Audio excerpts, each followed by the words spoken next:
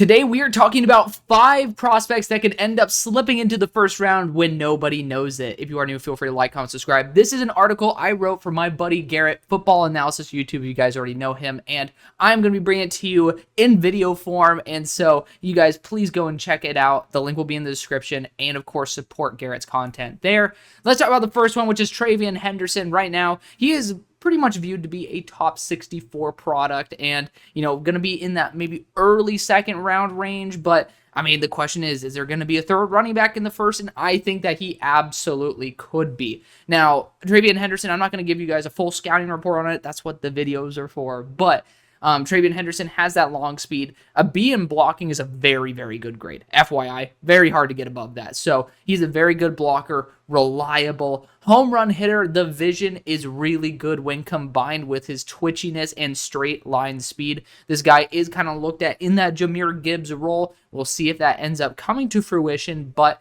I still think that is absolutely incredible. Again, I have this broken down not even more, but in a different aspect and more of an enjoyable reading experience over at the link below. But Trevian Henderson's a super fun running back, home run hitter. I think he's going to be a very good player if he goes to the right system. Now let's talk about my next guy, which is Jack Bech. And Jack Bech, he is my wide receiver 1. It's crazy, I know. This is the reason why I'm keeping Jack Bech as my wide receiver 1. I always say this. I'm going to be honest to a fault. I'm unapologetically original. And there are 2 outcomes that can come out of this, or technically 3, but 2 primary ones. I'm right or I'm wrong. If I'm right, awesome. That means I can continue trusting my eyes, can end up continuing to use my abilities in ways that, some people weren't able to do this year because I don't see many people with Jack Bech that high. But if I'm wrong, that allows me, there's a good chance I am. Like, it's kind of hard to think Jack Bech is going to be the best receiver in the class.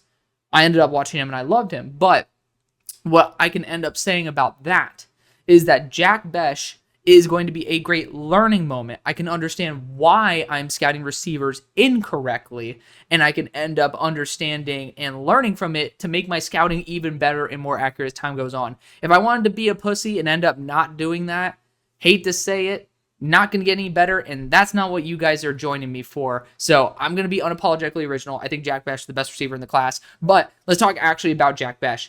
Extremely fluid player, can stop on a dime, uses his physicality to generate separation very, very well, extremely reliable, sub 2% drop rate. The guy is just super duper polished, and maybe he's going to end up being more of that slot guy, but I do think he can threaten the downfield a little bit better than what people say he can. I like the short range explosiveness. The fluidity is absolutely there, which is why he did not run a 40, but he ended up doing a little bit of the agility drills. But he's super reliable, and I think this guy is just an absolute savage. If he ends up slipping into the late 1, because Jaden Higgins is super easy to toss in here, I think at this point, it's arguably more likely he can end up being a first than less likely. So I wanted to put something that is a bit out there. And maybe the brother aspect plays something into it. Unfortunately, his brother died in the New Orleans terror attack, but it's honestly something that outside of that, he's still an amazing player, and teammates love him. I'm an SMU grad. I hate TCU,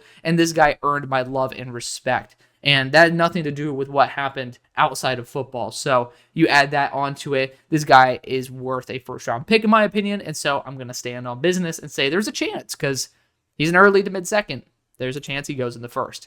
Mason Taylor is next, and yes, I think this is extremely improbable. However, the reason I bring this up, and again, all 5 of these guys that I'm going to be talking about are in the article where I break this down even more.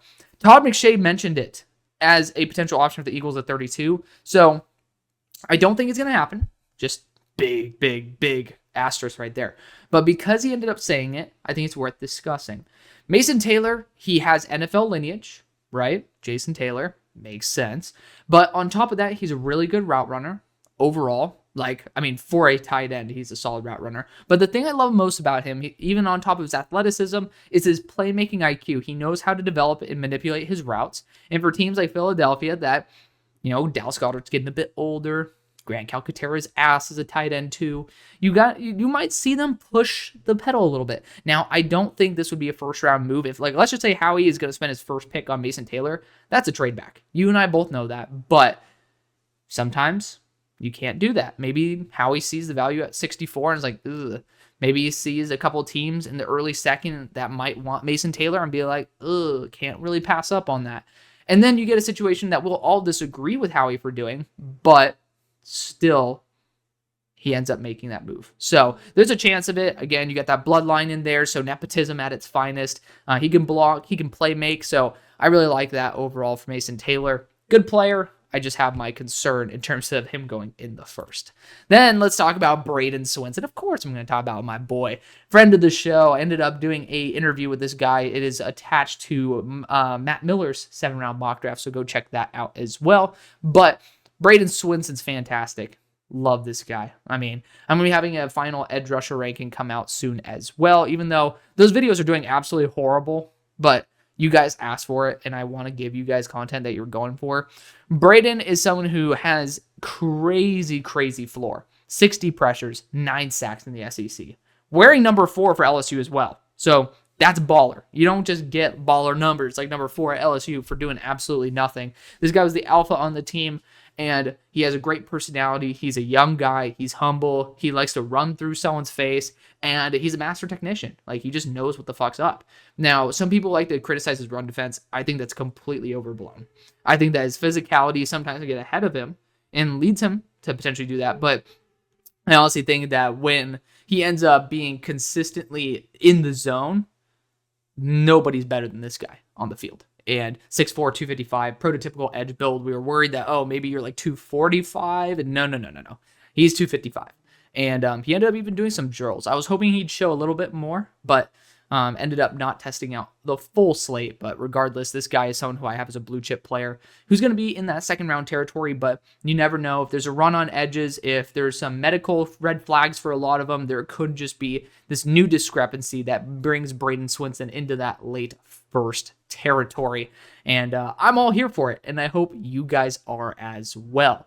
Let's talk about the last guy here. Tyleik Williams. And Tyleik Williams, I haven't been able to talk about this guy in a hot minute. And this is someone who I love to death. Currently, he's my defensive interior 2. And that is, I believe, he is right now tied with Walter Nolan and with Darius Alexander. So they're pretty much all tied for DI2. But Tyleik Williams is such a good player. Like, high end nose, high floor, not a great pass rusher. But if I'm being honest, Ohio State doesn't develop their guys on the interior for pass rushing all that well. I thought Michael Hall, it was extremely underdeveloped for how good of a pass rusher he was. And I'm just going to be honest, I have a lot of issues with how Ohio State runs their defense. If you guys stick around long enough, you'll hear me bitch about it plenty. If you guys want to watch the defensive back video that just came out, I ripped Ohio State's defensive back coach a new one when talking about Lathan Ransom's usage. But that's a conversation for that video, which you can go check out, of course. I appreciate the ad revenue. But regardless, Tyleik, he's a big guy. He's the nose. Of course, he's not going to be a crazy athlete, but he knows how to throw guys off of him. He's smart, and he's very hard to get past. I mean, he is just a very good player. He's a multi-year starter in the Big Ten. This is a guy who deserves your love and respect, and, obviously someone who I've loved and respected, and I hope you guys end up learning that sooner than later, but you'll eventually learn it because he's a damn good player. Hope he ends up going to a great spot there, but that's going to be the video. Thanks so much for watching. Showing the love you always do. See you on the far side. Peace.